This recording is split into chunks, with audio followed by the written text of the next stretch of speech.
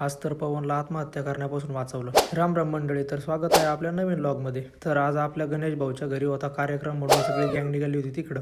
जाताना पवनला उचललं आणि मग निघलो सोबतच. हे भाई लोक तर डायरेक्ट पॅक बिक होऊन निघलेले होते आणि आपण तर तसंच निघलो होतो विदाऊट रुमालचं. टाकळीबांधमध्ये शाळेत तर मस्त आयोजन चालू होतं शिवजयंतीच्या एक दिवस आधीच. ऍक्च्युली विषय कसा झाला माहिती आहे का, आपल्याला माहितीच नव्हतं बरं का कुठं जायचं, त्यामुळे आपण इलेक्ट्रिक घेतली आणि हे तर फुल तयारीत आले होते. आपल्याला असं वाटलं का आपणच आलो काय लवकर, पण कशाचं काय, इथं तर पूर्ण गँग जमा झाली होती. तसं बघायला गेलं तर पूर्ण केमिस्ट्रीने बंकच मारलेला वाटतोय. यांना बघून असा विचार आला का आता काय खरं नाही आपलं कॉलेजला गेल्यानंतर. पण काय विषय नाही, सगळे सोबत असल्यावर काहीच हरकत नाही. इथं आपले दुंडे पाटील भेटले, मग मस्तपैकी स्वयंपाक बिकवाक उरकलेला होता.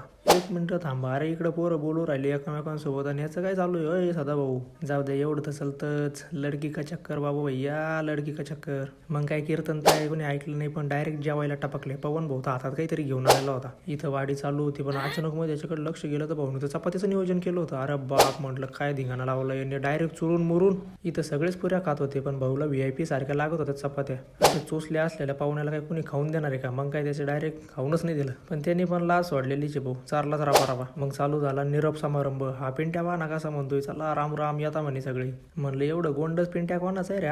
ते म्हणतो सांगू का तुला कोणाचा आहे? वालतुऱ्याचा आहे म्हणे, वालतुऱ्याचा. म्हणलं ठीक आहे भाऊ, काय हरकत नाही. आधी जर माहिती असतं ना रस्ता एवढा चांगला आहे तर अजिबात ही गाडी आणलेली नव्हती, पण बहिणी काय धोका नाही दिला बरं का आपल्याला. मग काय लोकेशन दिसल्या झाला ना फोटोशूट चालू व्हायचा. मस्त घेतले काढून मग मस्त पैकी फोटो. मग आलो पवन शेठच्या गावात, तर पवन शेठने आपल्याला दिली आईस्क्रीमची स्ट्रीट. तेवढ्यात हे सगळे टपकले. मग काय भाईला असा बच्चन लागलं, 15 जणांना चारावं लागल्या. मग भाऊ जाऊ दे म्हणलं, ह्यो पण तसा काही कधी सारणाऱ्यातला नाही, मग त्याच्यामुळेच सगळ्यांना सारायला लावलं त्याला. पण भाई काय अजून पण साधम्यातून बाहेर नसन निघाला बरं का.